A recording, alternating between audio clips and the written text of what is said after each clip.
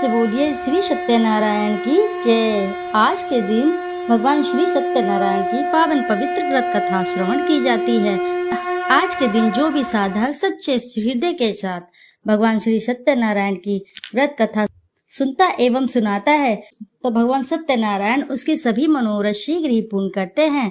तो आइए रसपान करते हैं श्री सत्यनारायण की पावन पवित्र व्रत कथा। भगवान श्री हरि की पूजा कई रूपों में की जाती है, उनमें से एक उनका सत्यनारायण रूप इस कथा में बताया गया है। श्री सत्यनारायण भगवान की कथा दो प्रमुख विषय में है, जिसमें से एक है संकल्प को भूलना और दूसरा है प्रसाद का अपमान। व्रत कथा के अलग अलग अध्यायों में छोटी छोटी कहानियों के माध्यम से बताया गया है कि सत्य का पालन न करने पर किस तरह की परेशानियां आती हैं। इसीलिए जीवन में सत्य व्रत का पालन पूरी निष्ठा और दृढ़ता के साथ करना चाहिए। ऐसा न करने पर भगवान सत्यनारायण न केवल नाराज होते हैं, अपितु दंड स्वरूप संपत्ति और बंधु बांधवों के सुख से भी वंचित कर देते हैं। हर महीने की पूर्णमासी को तो भगवान सत्यनारायण की कथा पाठ किया जाता है। आइए रसपान करते हैं भगवान सत्यनारायण कथा की। एक बार की बात है, नैमिषारण्य 88,000 ऋषि मुनियों ने सूत जी से पूछा, हे प्रभु, इस कलयुग में वेद विद्या रहित मनुष्य को प्रभु भक्ति किस प्रकार मिलेगी तथा उनका उद्धार कैसे होगा। इसलिए हे मुनि श्रेष्ठ, ऐसा कोई व्रत कहिए जिससे थोड़े समय में पुण्य प्राप्त होवे तथा मनोवांछित फल मिले। ऐसी कथा सुनने की हमारी इच्छा है। सर्वशास्त्र ज्ञाता सूत जी बोले, हे वैष्णव में पूज्य, आप सबने सर्व प्राणियों के हित की बात पूछी है। अब मैं उस सर्वश्रेष्ठ व्रत को आप लोगों से कहूंगा, जिस व्रत को नारद जी ने लक्ष्मी नारायण से पूछा था। एक समय योगी राज नारद जी दूसरों के हित की इच्छा से अनेक लोकों में घूमते हुए मृत्यु लोक में आ पहुँचे। वहाँ बहुत ही योनियों में जन्मे हुए प्राय सभी मनुष्य को अपने कर्मों के द्वारा अनेक दुखों से पीड़ित देखा। सोचा कि किस यत्न के करने से निश्चय ही इनके दुखों का नाश हो सकेगा। नारद ऐसा मन में सोचकर विष्णु लोक को चले गए। वहां श्वेत वर्ण और 4 भुजाओं वाले देवों के ईश नारायण को, जिनके हाथों में शंकर चक्र गदा और पद्म थे तथा वर्णमाला पहने हुए थे, देखकर स्तुति करने लगे, हे भगवान, आप अत्यंत शक्ति से संपन्न हैं। मन तथा वाणी भी आपको नहीं पा सकती है। आपका आदि मध्य और अंत नहीं है। निर्गुण स्वरूप सृष्टि के कारण भूत व भक्तों के दुखों को नष्ट करने वाले हो, आपको मेरा नमस्कार है। नारद जी से इस प्रकार की स्तुति सुनकर भगवान विष्णु बोले कि हे मुनि श्रेष्ठ, आपके मन में क्या है?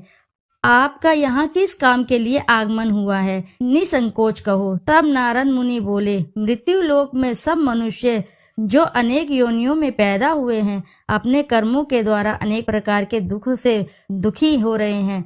हे नाथ, मुझ पर दया रखते हो तो बतलाइए कि उन मनुष्य के सब दुख थोड़े से प्रयत्न से ही कैसे दूर हो सकते हैं। श्री भगवान जी बोले, हे नारद, मनुष्य की भलाई के लिए तुमने बहुत अच्छी बात पूछी है। जिस व्रत के करने से मनुष्य मोह से छूट जाता है, मैं कहता हूँ, सुनो, बहुत पुण्य देने वाला है। स्वर्ग तथा मनुष्य लोक दोनों में दुर्लभ एक उत्तम व्रत है। आज मैं प्रेम वश होकर तुमसे कहता हूँ, सत्यनारायण का यह व्रत अच्छी तरह से विधि विधान करके मनुष्य तुरंत ही यहाँ सुख भोग कर मरने पर मोक्ष को प्राप्त होता है। श्री भगवान के वचन नारद सुनकर बोले, उस व्रत का क्या फल है, क्या विधान है, किसने यह व्रत किया और किस दिन यह व्रत करना चाहिए, विस्तार से बताइए। भगवान बोले, दुख शोक आदि को दूर करने वाला, धन धान्य को बढ़ाने वाला, सौभाग्य तथा संतान को देने वाला यह व्रत सब स्थानों पर विजयी करने वाला है।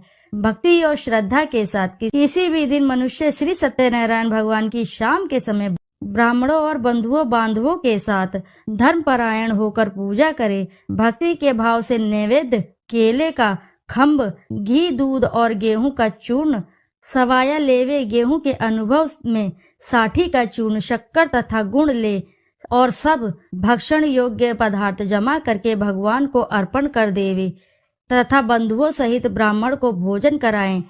तत्पश्चात स्वयं भोजन करें, नित्य गीत आदि का आचरण करें, सत्यनारायण भगवान का स्मरण करते हुए समय व्यतीत करे इस तरह के व्रत पर मनुष्य की इच्छा निश्चित पूरी ही हो जाती है। विशेषकर कली काल में भूमि पर यही मोक्ष का सरल उपाय है।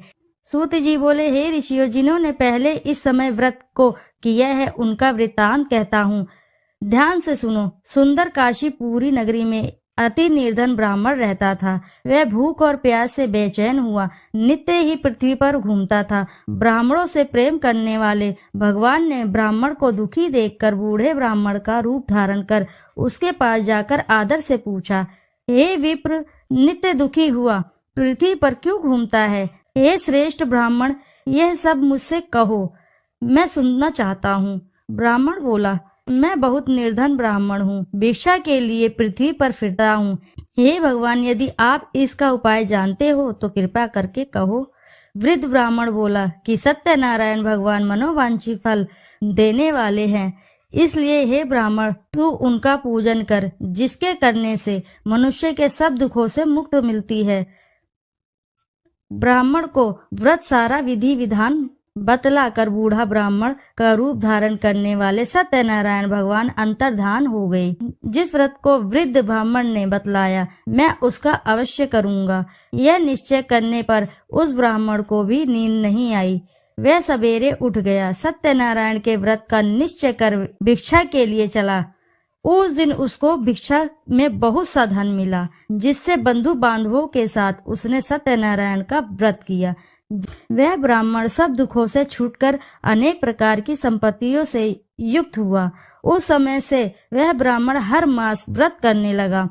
इस तरह सत्यनारायण भगवान के व्रत को जो करेगा सब पापों से छूटकर मोक्ष को प्राप्त होगा। आगे जो पृथ्वी पर सत्यनारायण व्रत करेगा वह मनुष्य सब दुखों से छूट जाएगा। इस तरह नारद जी ने सत्यनारायण का कहा हुआ यह व्रत तुमसे कहा। हे विप्र, अब मैं और कहूँ? ऋषि बोले, हे मुनिवर, संसार में इस ब्राह्मण से सुनकर किस किस ने इस व्रत को किया, हम सब वह सुनना चाहते हैं। इसके लिए हमारे मन में श्रद्धा है। सूत जी बोले, हे मुनियों, जिसने इस व्रत को किया है वह सब सुनो। एक समय एक ब्राह्मण और धन ऐश्वर्य के अनुसार बंधु बांधवों के साथ व्रत करने को तैयार हुआ। उसी समय एक लकड़ी बेचने वाला बूढ़ा आदमी वहां आया और बाहर लकड़ियों को रखकर ब्राह्मण के मकान में गया। प्यास से दुखी लकड़हारा उनको व्रत करते देख ब्राह्मण को नमस्कार करके पूछने लगा कि आप यह क्या कर रहे हैं और इसका करने से क्या फल मिलता है, कृपया करके मुझे कहो। ब्राह्मण ने कहा, सब मनोकामनाओं को पूर्ण करने वाला यह सत्यनारायण व्रत है। इसकी ही कृपा से मेरे यहाँ धन धान्य की आदि की वृद्धि हो रही है। ब्राह्मण से व्रत के बारे में यह जानकर लकड़हारा बहुत प्रसन्न हुआ। चरणामृत लेकर और प्रसाद खाने के बाद अपने घर को आया। लकड़हारे ने मन में इस व्रत का संकल्प लिया, आज ग्राम में लकड़ी बेचने से जो धन मिलेगा उसी से सत्यनारायण देव का उत्तम व्रत करूंगा। यह मन में विचार कर कर वह बूढ़ा लकड़हारा लकड़ियां अपने सर पर रख कर जिस घर में धनवान लोग रहते थे वह ऐसे सुंदर नगर में गया। उस दिन वहां पर बूढ़े का उन लकड़ियों का दाम पहले दिनों से चौगुना मिला। तब वह बूढ़ा लकड़हारा दाम ले और अति प्रसन्न होकर अपने पक्के केले की फली, शक्कर, घी, दूध, दही और गेहूं का चूर्ण इत्यादि सत्यनारायण भगवान के व्रत की कुल सामग्रियों को लेकर अपने घर गया। फिर उसने अपने भाइयों को बुलाकर विधि विधान के साथ भगवान का पूजन किया और व्रत भी किया। उस व्रत के प्रभाव से बूढ़ा लकड़हारा धन धान्य आदि से युक्त हुआ और संसार के समस्त सुख भोग कर बैकुंठ को चला गया। श्री सूत जी बोले, हे श्रेष्ठ मुनियों, अब मैं आगे की कथा कहता हूँ। प्राचीन काल में उल्कामुख नाम का एक महान ज्ञानी राजा रहता था। वह जितेंद्रिय और सत्यवक्ता था। प्रतिदिन मंदिरों में जाता था, गरीबों में धन देकर उनके दुख दूर करता था। उसकी पत्नी कमल के समान सुंदर मुख वाली और सती साध्वी थी। एक दिन भद्रशिला नदी के तट पर वह दोनों विधि विधान सहित श्री सत्यनारायण भगवान का व्रत कर रहे थे। उस समय वहां पर साधु नामक एक वैश्य आया। उसके पास व्यापार के लिए बहुत सा धन था। वह वैश्य नाव को नदी किनारे पर ठहराकर राजा के पास आया। राजा को व्रत करते हुए देखकर उसने विनम्रता पूर्वक पूछा, हे राजन, यह आप क्या कर रहे हैं? मेरी सुनने की इच्छा है, कृपया आप यह मुझे भी समझाएं। महाराज उल्कामुख ने कहा, हे साधु वैश्य, मैं अपने बंधु बांधवों के साथ पुत्र की प्राप्ति के लिए ये श्री सत्यनारायण भगवान का व्रत व पूजन कर रहा हूँ। राजा के वचन सुनकर साधु नामक वैश्य ने आदर से कहा, हे राजन, मुझे भी इसका संपूर्ण विधि विधान बताएं। मैं भी आपके कहे अनुसार इस व्रत को करूँगा। मेरी भी कोई संतान नहीं है। मुझे विश्वास है इस उत्तम व्रत को करने से अवश्य ही मुझे संतान की प्राप्ति होगी। राजा से इस व्रत के सब विधान सुनकर व्यापार से निवृत्त हो वह वैश्य सुखपूर्वक अपने घर आया। उसने अपनी पत्नी को संतान देने वाले उस व्रत के विषय में सुनाया और प्रण लिया कि जब मेरे संतान होगी तब मैं इस व्रत को करूंगा। वैश्य ने यह वचन अपनी पत्नी लीलावती से भी कहे। एक दिन उसकी पत्नी लीलावती श्री सत्यनारायण भगवान की कृपा से गर्भवती हो गई। 10वें महीने में उसने एक अति सुंदर कन्या को जन्म दिया। दिनों दिन वह कन्या इस तरह बढ़ने लगी जैसे शुक्ल पक्ष को चंद्रमा बढ़ता है। कन्या के नाम उन्हें कलावती रखा। तब लीलावती ने मीठे शब्दों में अपने पति को याद दिलाया कि आपने जो भगवान का व्रत करने का संकल्प लिया था, अब आप उसे पूरा कीजिए। साधु वैश्य ने कहा, हे प्रिय, मैं कलावती के विवाह पर इस व्रत को करूंगा। इस प्रकार अपनी पत्नी को आश्वासन दे वह व्यापार करने विदेश चला गया। कलावती पितृगृह में वृद्धि को प्राप्त हो गई। लौटने पर साधु ने जब नगर में सखियों के साथ अपने वयस्क पुत्री को खेलते हुए देखा तो उसे उसके विवाह की चिंता हुई। तब उसने एक दूत को बुलाकर कहा कि उसकी पुत्री के लिए कोई सुयोग्य वर देखना चाहिए। दूत साधु नामक वैश्य की आज्ञा पाकर कंचन नगर पहुंचा और देखभाल कर वैश्य की कन्या के लिए एक सुयोग्य वाणिक पुत्र ले आया। उस सुयोग्य लड़के के साथ साधु नामक वैश्य ने अपने बंधु बांधवों सहित प्रसन्नचित होकर अपनी पुत्री का विवाह कर दिया। दुर्भाग्य से वह विवाह के समय भी सत्यनारायण भगवान की व्रत करना भूल गया। इस पर श्री सत्यनारायण भगवान अत्यंत क्रोधित हो गए। उन्होंने वैश्य को श्राप दिया कि तुम्हें दारुण दुख प्राप्त होगा। और फिर अपने कार्य में कुशल वह वैश्य अपने दामाद सहित नावों का बेड़ा लेकर व्यापार करने के लिए सागर के समीप स्थित रत्नसारपुर नगर में गया। रत्नसारपुर पर चंद्रकेतु नामक राजा राज करता था। दोनों ससुर जमाई चंद्रकेतु राजा के उस नगर में व्यापार करने लगे। एक दिन भगवान सत्यनारायण की माया से प्रेरित एक चोर राजा चंद्रकेतु का धन चुराकर भाग रहा था। राजा के दूतों को अपने पीछे तेजी से आते देखकर चोर ने घबराकर राजा के धन को वैश्य की नाव में चुपचाप रख दिया था जहां वे ससुर जमाई ठहरे थे और भाग गया। जब दूतों ने उस वैश्य के पास जाकर राजा के धन को रखा देखा तो उन्होंने उन ससुर दामाद को ही चोर समझा। वे उन ससुर दामाद को दोनों को ही बांधकर ले गए और राजा के समीप जाकर बोले, आपका धन चुराने वाले ये दो चोर हम पकड़कर लाए हैं, देखकर आज्ञा दे। तब राजा ने बिना उस वैश्य की बात सुने ही उन्हें कारागार में डालने की आज्ञा दे दी। इस प्रकार राजा की आज्ञा से उनका कारावास में डाल दिया गया तथा उनका सारा धन भी छीन लिया गया।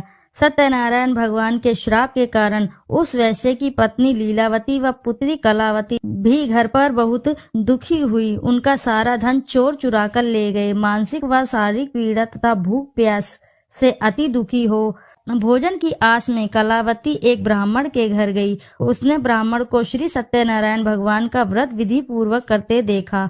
उसने कथा सुनी तथा श्रद्धा पूर्वक प्रसाद ग्रहण कर रात को घर आई। माता ने कलावती से पूछा, हे पुत्री, तू अब तक कहाँ रही? मैं तेरे लिए बहुत चिंतित थी। माता के शब्द सुन कलावती बोली, हे माता, मैंने एक ब्राह्मण के घर श्री सत्यनारायण भगवान का व्रत होते देखा और मेरी भी उस उत्तम व्रत को करने की इच्छा है। माता ने कन्या के वचन सुनकर सत्यनारायण भगवान के पूजन की तैयारी की। उसने बंधुओं सहित श्री सत्यनारायण भगवान का पूजन कर वह व्रत किया कि वर मांगा कि मेरे पति और दामाद शीघ्र ही घर लौट आएं। साथ ही विनती की, हे प्रभु, अगर हमसे कोई भूल हुई हो तो आप हम सबका अपराध क्षमा करो। श्री सत्यनारायण भगवान इस व्रत से प्रसन्न हो गए। उन्होंने राजा चंद्रकेतु को स्वप्न में दर्शन देकर कहा, हे राजन, जिन दोनों वैश्यों को तुमने बंदी बनाकर रखा है वे निर्दोष हैं। उन्हें प्रातः ही छोड़ दो। उनका सब धन जो है तुमने अधिग्रहित किया है वह लौटा दो, अन्यथा मैं तुम्हारा राज्य, धन, पुत्र आदि सब नष्ट कर दूंगा। राजा से ऐसे वचन कहकर भगवान अंतर्ध्यान हो गए। और फिर प्रातःकाल राजा चंद्रकेतु ने दरबार में सबको अपना स्वप्न सुनाया और सैनिकों को आज्ञा दी कि दोनों वैश्यों को कैद से मुक्त कर दरबार में ले आए। दोनों ने आते ही राजा को प्रणाम किया। राजा ने कोमल वचनों से कहा, हे महानुभावों, तुम्हें अज्ञानतावश ऐसा कठिन दुख प्राप्त हुआ है। अब तुम्हें कोई भी भय नहीं है, तुम मुक्त हो। इसके बाद राजा ने उनको नए नए वस्त्राभूषण पहनाए तथा उनका जितना धन लिया था उससे दुगना लौटाकर उन्हें आदर से विदा किया। दोनों वैश्य अपने घर को चल दिए। श्री सूत जी ने कहा, वैश्य ने यात्रा आरंभ की और अपने घर को चला।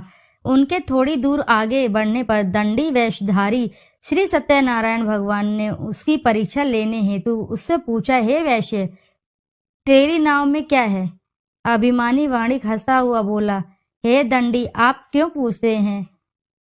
क्या धन लेने की कामना है? मेरे नाव में तो बेल के पत्ते भरे हैं।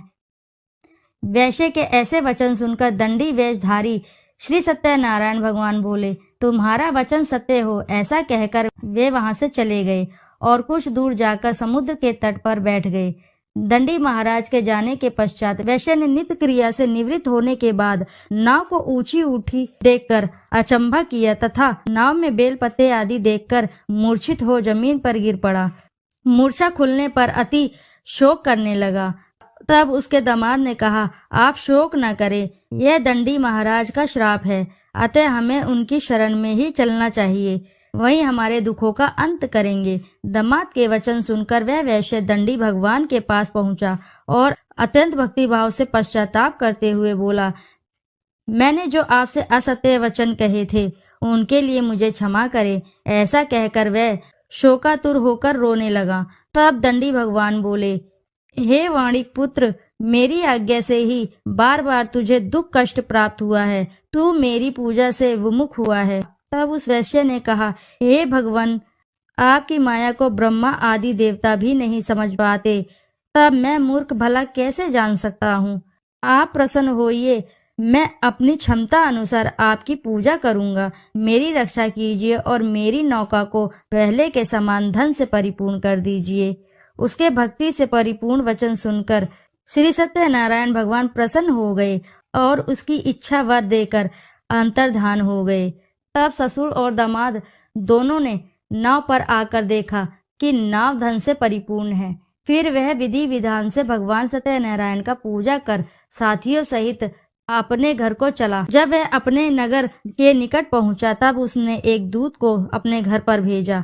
दूत ने साधु नामक वैश्य के घर जाकर उसकी पत्नी को नमस्कार किया और कहा, आपके पति अपने जमाता के सहित इस नगर के समीप आ रहे हैं। लीलावती और उसकी कन्या कलावती उस समय भगवान का पूजन कर रही थी। दूत का वचन सुनकर साधु की पत्नी ने बड़े हर्ष के साथ सत्यनारायण भगवान का पूजन पूर्ण किया और अपनी पुत्री से कहा, मैं अपने पति के दर्शन को जाती हूँ, तू पूजन पूर्ण कर शीघ्र आ जाना। परंतु कलावती पूजन एवं प्रसाद छोड़कर अपने पति के दर्शन को चली गई। पूजन एवं प्रसाद की अवज्ञा के कारण भगवान सत्यनारायण ने रुष्ट हो उसके पति को नाव सहित पानी में डुबो दिया। कलावती अपने पति को न पाकर रोती हुई जमीन पर गिर पड़ी। नौका को डूबा हुआ तथा कन्या को रोती हुई देख साधु नामक वैश्य द्रवित होकर बोला, हे प्रभु, मुझसे या मेरे परिवार से अज्ञानतावश जो भी अपराध हुए हैं उसे क्षमा करें। उसके ऐसे वचन सुनकर सत्यदेव भगवान प्रसन्न हो गए। आकाशवाणी हुई, हे वैश्य, तेरी पुत्री मेरा प्रसाद छोड़कर आई है, इसलिए इसका पति अदृश्य हुआ है। यदि वह घर पर जाकर प्रसाद ग्रहण करके लौटे तो इससे उसका पति अवश्य मिलेगा। आकाशवाणी सुनकर कलावती ने घर पहुंचकर प्रसाद ग्रहण किया और फिर आकर अपने पति को पूर्व रूप में पाकर वह अति प्रसन्न हुई तथा उसने अपने पति के दर्शन किए। तत्पश्चात साधु वैश्य ने वहीं बंधु बांधवों सहित सत्यदेव का विधि पूर्वक पूजन किया। वह इस लोक के सभी प्रकार के सुख भोग कर अंत में मोक्ष को प्राप्त हुआ। श्री सूत जी बोले, हे ऋषिगण, मैं एक और कथा कहता हूँ, आप सभी ध्यान से सुनो। सदा प्रजा के लिए चिंतित टुंडुकध्वज नाम का एक राजा था। उसने भगवान सत्यनारायण का प्रसाद त्याग कर बहुत कष्ट पाया। एक समय राजा वन में वन्य पशुओं को मारकर बड़ के वृक्ष के नीचे आया। वहां उसने ग्वालों को भक्ति भाव से बंधु बांधवों सहित श्री सत्यनारायण जी का पूजा करते देखा, परंतु राजा देखकर भी अभिमान के कारण ना तो वहां गया, न ही वह सत्यदेव भगवान को नमस्कार ही उसने किया। जब ग्वालों ने भगवान का प्रसाद उसके सामने रखा तो वह प्रसाद छोड़कर अपने नगर को चला गया। नगर में पहुंचकर उसने देखा कि उसका सारा राज्य नष्ट हो गया। वह समझ गया कि यह सब भगवान सत्यनारायण ने रुष्ट होकर किया है। तब वह वन में वापस आया और ग्वालों के समीप जाकर विधि पूर्वक पूजन कर प्रसाद ग्रहण किया तो सत्यनारायण की कृपा से सब कुछ उसको पहले जैसा ही हो गया और लंबे समय तक सुख भोग कर मरणोपरांत वह मोक्ष को प्राप्त हुआ। जो मनुष्य इस सर्वश्रेष्ठ दुर्लभ व्रत को करेगा, श्री सत्यनारायण भगवान की कृपा से उसे धन धान्य की कोई भी कमी नहीं होगी।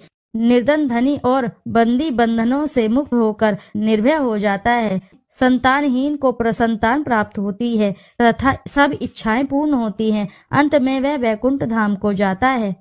अब उनके बारे में भी जानिए जिन्होंने पहले से इस व्रत को किया है। अब उनके दूसरे जन्म की कथा भी सुनिए। शतानंद नामक वृद्ध ब्राह्मण ने सुदामा के रूप में जन्म लेकर श्री कृष्ण की भक्ति एवं सेवा कर वैकुंठ प्राप्त किया। उल्कामुख नामक राजा दशरथ बने और श्री रंगनाथ का पूजन कर मोक्ष को प्राप्त हुए। साधु नाम के वैश्य ने धर्मात्मा व सत्य प्रतिज्ञ राजा मोरध्वज बनकर अपने पुत्र को आरे से चीर कर वैकुंठ धाम प्राप्त किया। महाराज टुंडुकध्वज स्वयंभू मनु बने।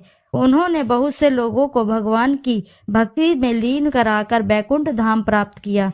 लकड़हारा अगले जन्म में गुह नामक निषाद राजा बना, जिसने राम के चरणों की सेवा कर अपने सभी जन्मों को संवार लिया। बोलो जय श्री हरि, जय सत्यनारायण भगवान की जय। तो आइए प्रिय भक्तगणों, अब करते हैं श्री सत्यनारायण जी की आरती। जय लक्ष्मी रमणा, जय श्री लक्ष्मी रमणा, सत्यनारायण स्वामी जन पातक हरणा। जय लक्ष्मी रमणा, रत्न जड़ित सिंहासन अद्भुत छवि राजे, नारद करत निराजन घंटा ध्वनि बाजे। जय लक्ष्मी रमणा, प्रकट भये कलि कारण द्विज को दर्श दियो, बूढ़ो ब्राह्मण बन कर कंचन महल कियो। जय लक्ष्मी रमणा, दुर्बल भील कठारो इन पर कृपा करी, चंद्रचूर्ण एक राजा जिनकी विपत्ति हरी। जय लक्ष्मी रमणा, वैश्य मनोरथ पायो श्रद्धा तज दीनी, सो फल भोग्य प्रभु जी फिर स्तुति कीनी। जय लक्ष्मी रमणा, भाव भक्ति के कारण छिन्न छिन्न रूप धर्यो, श्रद्धा धारण कीनी तिनको काज सर्यो। जय लक्ष्मी रमणा, ग्वाल बाल संग राजा वन में भक्ति करी, मन वांछित फल दीनो दीन दयाल हरि। जय लक्ष्मी रमणा, चढ़त प्रसाद सवाया कदली फल मेवा, धूप दीप तुलसी से राजी, सत्यदेव जय लक्ष्मी रमणा। श्री सत्यनारायण जी की आरती जो कोई नर गावे, कहत शिवानंद स्वामी मन वांछित फल पावे, जय लक्ष्मी रमणा। तो प्रिय भक्तगणों, प्रेम से बोलो जय श्री सत्यनारायण जी की जय। यदि आपको कथा अच्छी लगी है तो वीडियो ज़रूर लाइक करें, साथ ही चैनल को सब्सक्राइब करें। एक बार अपनी सच्ची श्रद्धा से कमेंट बॉक्स में ज़रूर लिख दें जय श्री सत्यनारायण जी की जय। फिर मिलते हैं आपसे ऐसी ही किसी कथा कहानी में। जब तक के लिए नमस्कार।